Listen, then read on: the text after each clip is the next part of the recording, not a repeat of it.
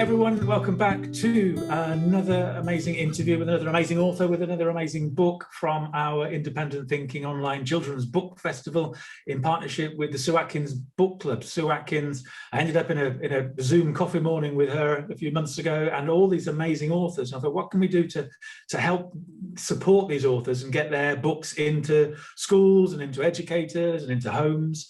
Because there were so many just great books, many with great stories and great messages, and books for children, about children, and for parents, and to support and to help.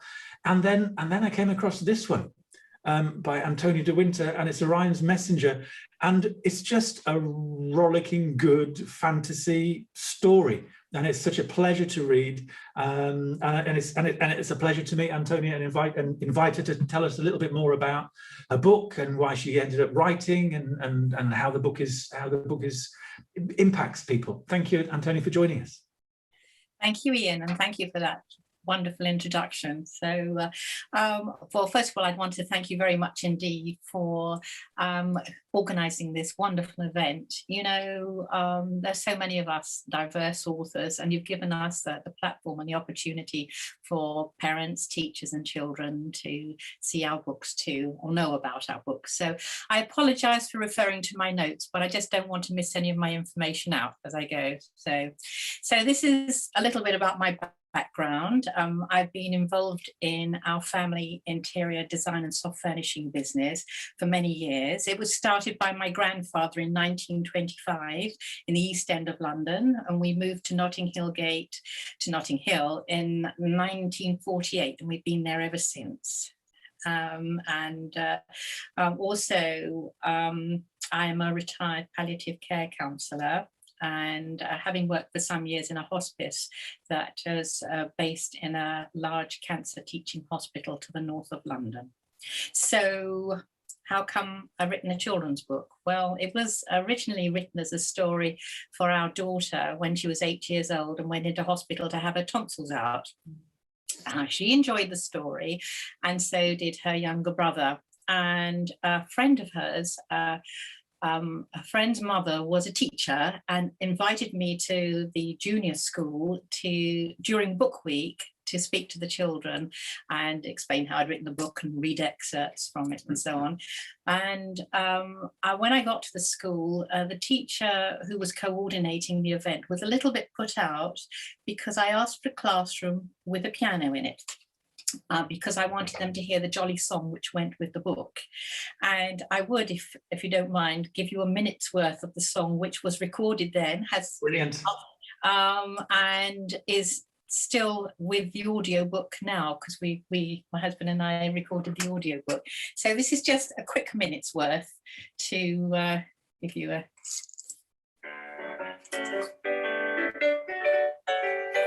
Off to Blue Sky Island, flying in the breeze, on the wings of a falcon who's really trying to please. His name's Orion's Messenger, and he will take you there. Off to Blue Sky Island, where there's magic in the air. Orion, Orion, we can hear you calling. Orion, Orion, oh so far away. Orion, Orion, we can hear you calling. Orion, Orion, oh so far away. Now Rima, he's a squirrel, and Puspon, she's a cat. They live a country cottage, it's true, and that is that. The magic orb is special, it sparkles like the sun. There on Blue Sky Island, it's protecting everyone. Orion, Orion, we can hear you calling. Orion, Orion, oh so far away. Orion, Orion, we can hear you calling. Orion, Orion, oh so far away. So was that a tape? Was that a tape we were listening to? Was that a cassette? No, that was on my laptop. Sorry. Oh, laptop. Okay, I thought I heard a click. I thought it was going to be a sort of a blast from the past. It was, actually that. Yeah. Well, it was originally on cassette, and went into recording studio. And there's one smidgen in there a bit further on, which has our son's voice on it, and that was when it was originally recorded. So we're going back, dare I say, over 30 years. So, and it's still there. That was you singing. That was your voice. Yes, me playing the piano. So keep pointing sort of over to your left, because that's where your husband is lurking, isn't he? You sort of, yes. Just stick your head around and say hello. There we go. Hello there. I wasn't in the song, but we do sing it together sometimes. Yes. Just in case a duet is called for, in case we get a request, he's there looking in the background with the piano. Lovely. Yes, no. So more about the book. So thank you very much indeed. You have shown the book, and what I've done with some of them, I have personalized them and given the Staircase of Stars some extra sparkle. I was so delighted to find the original author, the original illustrator again. I'll tell you about Dan in a moment. But let me just go back to when I went to the school. And the thing for me was the fact that there were 3 different age groups of children. And while I was talking to them about the book, they were all quiet. And to me, that's the proof of the pudding. So, and in the back of my mind, over all the years, I had this niggling thing, get the book published, but life got in the way, work, children, poetry, writing songs and so on. And of course, lockdown provided the perfect opportunity then to get the book finally published. So when I did find Dan, after some many years, because he did a few of the original illustrations and I loved his vision of my characters. So I'm just going to show you a few of them. She only has a cameo role, but there's Aunt Melissa. We love Aunt Melissa. So she's a bit, and that's fine. And there is Alex. So I love that one as well. Looking up at the Falcon, isn't he? Looking up at the Ryan's Messenger in the. Right. Yes, in the book.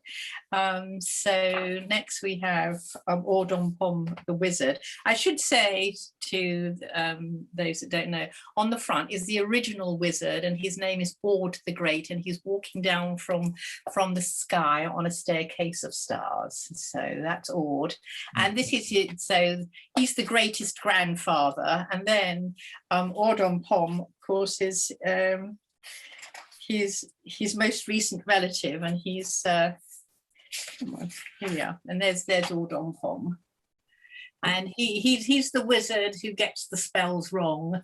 So what is it, MIDI magic? How do you that's right.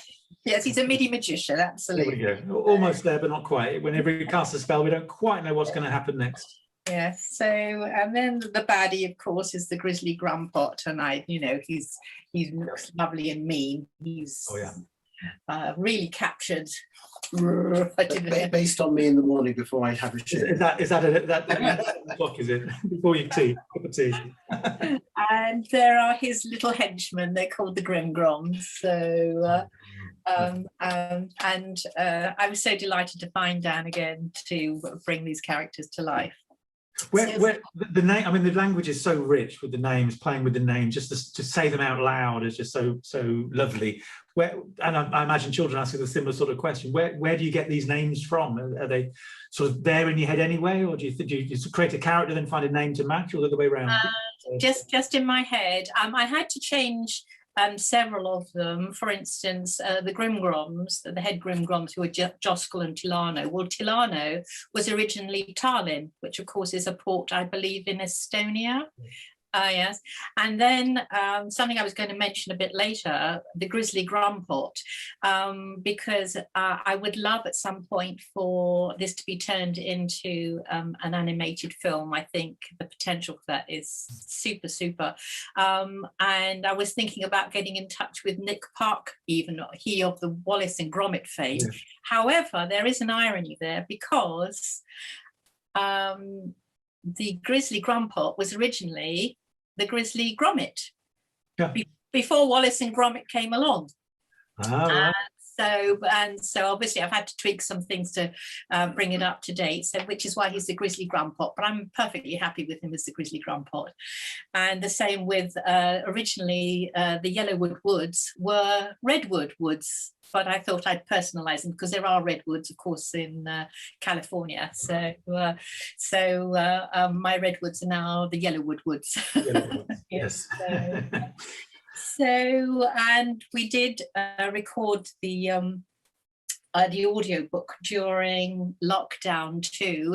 We couldn't go to the recording studio, so they sent the equipment home to us, and I had a crash course in being a sound techie, but it was okay. We managed it, and so what I'm going to do is give you just a potted outline of the story, and then I'm going to ask Howard to join me to read some of the excerpts, because he does the character voices in the audiobook so well and he's a man of 1,000 voices. He's a great impressionist. Okay. We'll get him not off screen. We'll get him in screen when he speaks. Oh yes.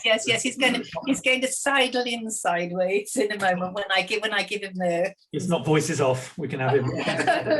So actually, I mean, if you want to come on. Yes. Keep going. Inflict myself on the public. Yes, and there we go. Behind us, we've got Aunt Melissa looking over our shoulder in the background. You'll hear her at any moment now. So this is the outline of the book, which is a dull, wet school holiday, which has been so disappointing, is now drawing to a close for young Alex. All this changes when an unexpected visit to the Great Museum of History with his eccentric Aunt Melissa sets off a fantastic chain of events. Alex finds himself transported to a magical island far away called Blue Sky Island. He finds himself in the midst of talking creatures, a forgetful but kindly old wizard, and a magnificent golden eagle. Pitted against the devious schemes of the baddie, who is an ogre called the Grizzly Grumpot, and with him his little green henchman, the Grimgroms, Alex has an adventure full of mystery, excitement, and spells that don't always work. This first excerpt from the book is when Aunt Melissa takes Alex to the museum. She is rather eccentric and considers herself to be very knowledgeable about most subjects, but she certainly doesn't like to be disagreed with. In the museum with Alex, they stumble across the stunning bronze statue of a falcon in flight. Below the statue is a sign which says, "Orion's messenger from a place and time unknown."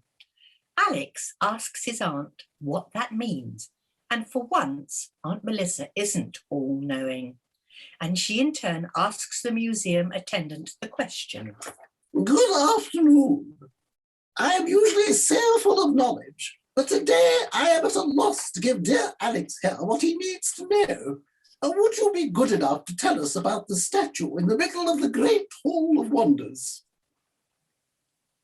"You be meaning Orion's messenger, ma'am. I wish I could tell you as much about him as I can about the other statues. The truth of the matter is, I can't tell you anything at all. People comes from afar and away to see him, and he's much admired, but it's a real mystery how he came to be here. Sorry I can't help you any more than that, ma'am." "Oh dear, and tish tosh. We've spent enough time in this hall, so let's move on now. Direct us to the antique clock hall, would you? And come along, Alex." Aunt Melissa takes Alex through the various halls in the museum, like the hall filled with dinosaur bones, the hall of costumes, and, as just mentioned, the antique clock hall, all of which are described in some detail in the book. Eventually, Aunt Melissa takes Alex home, and she has a chat with his mother on the doorstep about their trip to the museum. When they finish their conversation, these are her departing words. "I'm rather tired, and no, I won't come in for tea, as I have to get home and feed my dear cats. Now, where is my purple cape? I need to be gone." So.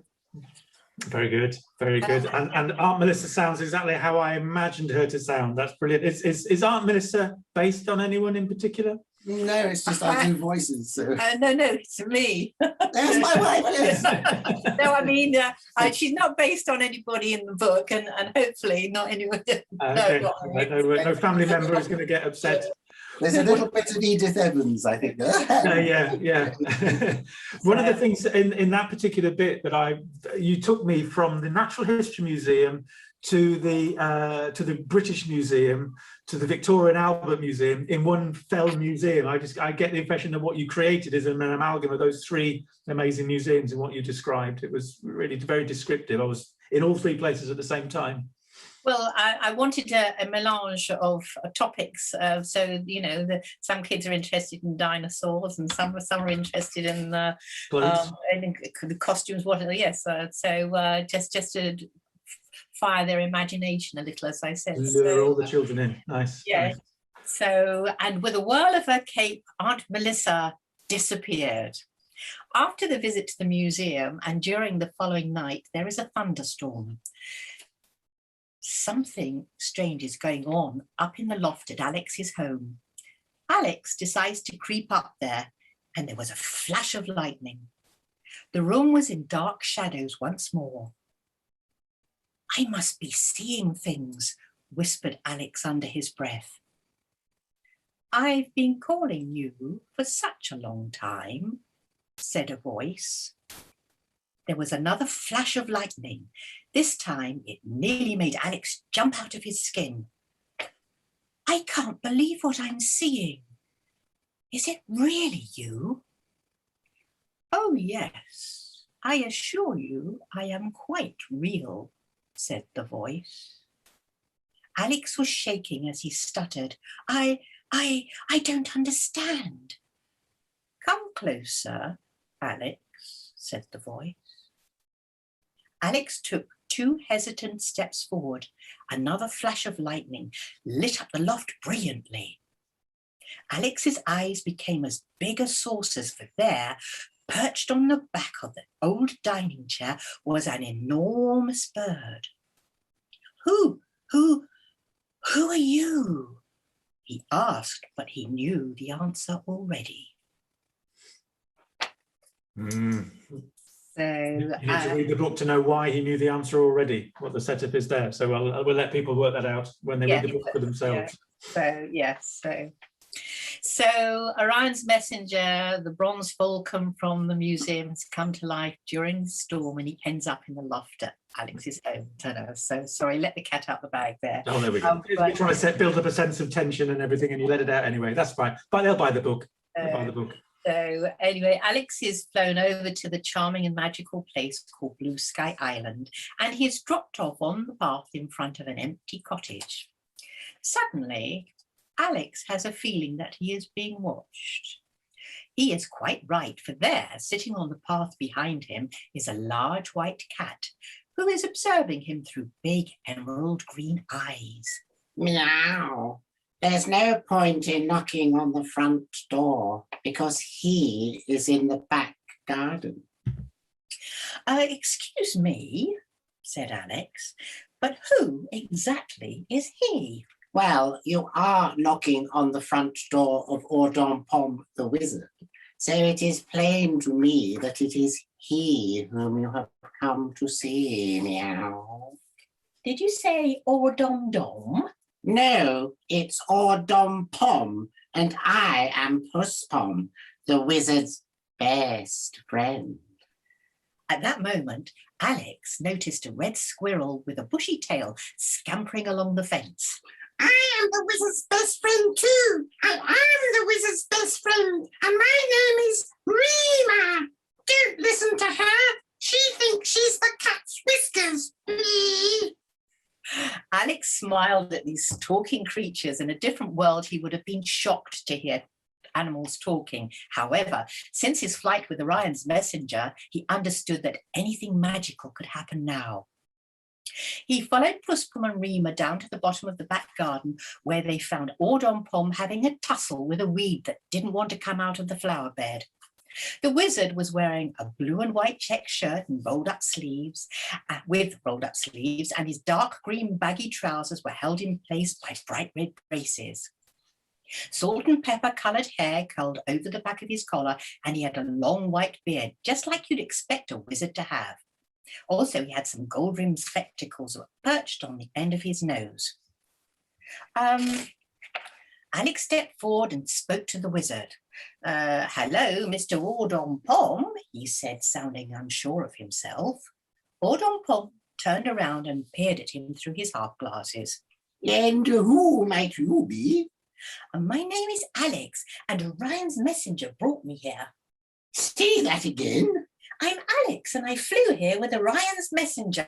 That's what I thought you said. And to Alex's amazement, the wizard whooped with delight. Hooray! Hooray! The magic worked at last! Hooray! So you'll have to find out what happens next. So I've got one last clip, if I may. Go on then, quick. We're against. You can go then quickly. Okay. We're up to time. Joskel and Tilano, who are the worst Grimgroms that you could ever have the misfortune to meet. Joskel was, so this is later in the book, and they're the henchmen of the Grizzly Grumpot. So Joskel was cranky and quarrelsome and easy to recognize because his eyes were bright turquoise, not orange like the others. And as for Tilano, he waddled around. He was really roly-poly, and he waddled with his green hands on his hips. He was sullen and sly, and when he spoke, he sounded just like a dog barking. And at this point, Joskel and Tilano came to the Grizzly Grumpot with news for him. We think the magic orb has been found, your great grumpiness. It is by the oldest tree in the Yellowwood Woods. And because of that, we were so jubilant and shouted at the islanders. The Grizzly Grumpot is going to be the overlord of Blue Sky Island. Na, na, na, na, na. We're going to invite beastly folk from distant lands to come and join us. Wayward witches, marauding monsters, goblins, trolls, and wayward witches with flying frog bats. You'd better start packing your bags, because we're going to stay for good. The Grizzly Grumpot, the last thing, the Grizzly Grumpot is delighted and the good news, and now he speaks to the Grimgroms. You two are my best gods. If what you say is true, then Blue Sky Island will be mine. Now, be off with you and get back to your guard duty. Make sure you're very quiet. Don't you dare wake up the other Grimgroms to tell them the good news, as I'll be trying to get some sleep. And there you have it. That's wonderful. That's just added. I mean, the book is just a lovely read, but to bring it to life in such a way, thank you to both of you. So it's available by the Roving Bookshop. The details are on our website. Do you have your own social media website? How can people get hold of you? So it's actually on with Sue Atkins with the book club, because I don't have my own website as yet. Yeah. So that is the main port of call. But obviously, with the bookshop. And also with the audio book with the Audible too. But based on the chat, people are already making requests for voiceover work and to do their own thing. So I'm available. There we go. Thank you ever so much for that. That was just absolutely just wonderful. Thank you. Good luck with it all. Thank you once again. Thank you. Thank you, Elle. Thank you. Bye. Bye.